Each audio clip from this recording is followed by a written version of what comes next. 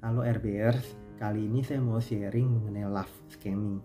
Love scamming ini ada di berita muncul bahwa ada warga negara asing asal Tiongkok, Cina itu ditangkap itu berapa ya? Puluhan apa ratusan orang ya? Itu ada cewek, ada cowok tuh. Itu dia kerjanya itu nipu-nipu orang lewat aplikasi dating apps gitu. Jadi teman-teman yang main di aplikasi dating hati-hati tuh ya. Saya mau share juga, saya ada coba juga aplikasi itu kan. Nah itu di situ tuh ada tuh aplikasi, apalagi aplikasi luar negeri.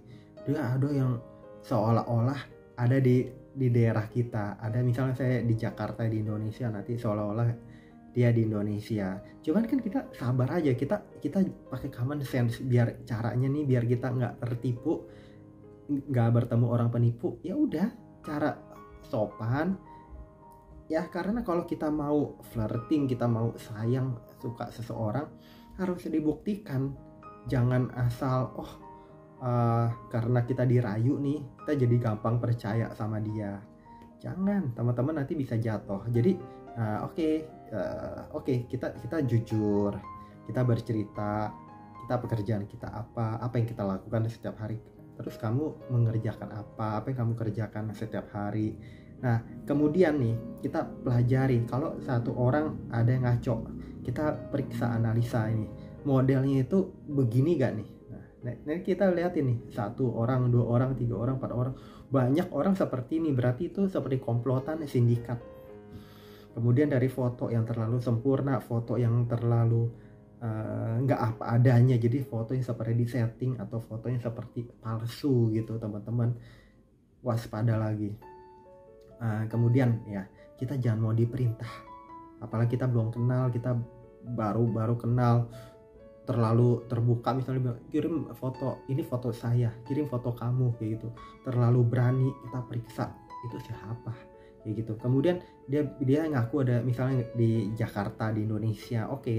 Lalu apa yang dia sebagai orang asing, misalnya dia bilang dia dari Taiwan, dari mana gitu kan, ya kita tanya ke dia, apa yang kamu kerjakan di sini gitu. Tapi terus oke. Kemudian kita bahasa Inggrisnya atau bahasa luar negerinya juga dipelihara ya, di ngertiin. Oke, terus misal kita mau bertemu, bagaimana caranya? Kalau dia ngalor ngidul, ngomong ngawur lagi, udah tahu dah. Kemudian apalagi ya? Kita sharing aja, apa sih keinginan dia, dia itu apa yang dia cari, kayak gitu. Kalau dia mau muter-muter, nanti larinya ke investasi, nyarinya ngirim foto, terus nyari kita mau komunikasi gitu ya, kita mau nelfon, saya pernah pengalaman. Di ini bisa komunikasi gitu, chatting gitu kan, bisa aja orang pakai translator gitu kan, terjemahan apa. Nah di situ kalau ini misal akhirnya dia misal mau bicara kita, oke lah video call atau phone call gitu ya, dia berani loh video call segala, tunjukin wajah. Tapi tahu-tahu saya pernah ngalamin itu orang nggak bisa bahasa Inggris. Bayangin, dia ngaku di komunikasi itu, malah dia nanti nih, biasanya nih orang ngaco, dia akan salahin kita, akan sebutannya membalik arah, bego-begoin kita gitu.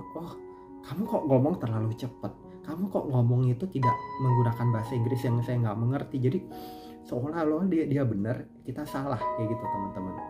Tuh hati-hati deh, waspada.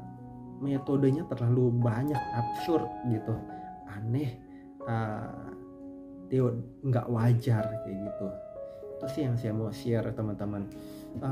Kemudian ya udah, kalau kita telah nemuin gitu ya cuekin aja, atau enggak kalau omongannya nggak nyambung, oke, ya udah, jadi kan nggak ada conversation, nggak ada percakapan lain kan, ya udah, let it go gitu. Kemudian kalau kita misalnya dia minta kita buka rekening biasanya kripto gitu, karena dia mau cari uang, dia tuh tujuan main di situ untuk bisa ngambil keuntungan dari lawannya, seolah-olah dia sebagai perempuan misalnya, bisa gitu, laki-laki gitu loh. Saya ini mau, dia mau saya buka toko, terus dan apa gitu, saya malah curiga, saya bilang toko online, oke ya, di Jakarta kan kita tahu ada toko oranye, ada toko hijau gitu. toko ungu ya. Sekarang dia bilang toko di luar negeri online. Terus saya misalnya nanya, jenisnya apa, buka aja, dia bilang kayak gitu kan. Saya bilang kalau orang ada ngebeli, kita sebagai promotor, kita sebagai yang mempromosikan, kalau sampai itu barang nggak dikirim ke kita udah isi data-datanya, bisa aja data-data yang kita isi itu juga disalahgunakan. Kemudian kalau misalnya ada orang berhasil ngebeli barang itu lewat kita promosi kita lewat jalur akun kita, kemudian barang nggak dikirim, kira-kira yang bisa nggak kita kena jerat hukum? Itu dia bilang enggak, itu aman kok ini. Ya, oke, aman. Kita mau lihat tokonya di mana? Oke, luar negeri. Lalu saya mau lihat referensi orang, bisa nggak kelihatan di situ semua? Sekarang yang terkenal seperti Alibaba segala, saya pun nggak buka di situ karena ada kendala. Ada regulasi, ada masalah biaya, terus sesuai profil kita, terus barangnya apa yang kita mau jual, kemudian tingkat risiko kalau misalnya sampai orang ngebeli, dia bisa ngelihat ini barang ilegal, ini bermasalah hukum. Kira-kira kan yang nanggung harusnya perusahaan online itu kan, tapi kan kita sebagai promotor juga bisa terlibat loh, kayak gitu teman-teman. Itu yang saya mau share. Jadi banyaklah delak-delik ngawur-ngawurnya itu, ngaconya itu aja yang saya mau share. Jadi hati-hati aja, karena dia penipu itu berpura-pura seolah-olah dia yang benar. Soal ciri-cirinya ya, soal penipu itu seolah-olah dia yang benar, dia itu seolah-olah dia hebat, seolah-olah dia itu yang benar, kita yang penipu, seolah-olah dia menggunakan foto asli. Nyatanya foto-fotonya nggak ada yang asli, atau fotonya dibuat-buat, atau enggak satu orang tapi digunakan di banyak profil gitu. Itu ya, polanya akan kelihatan.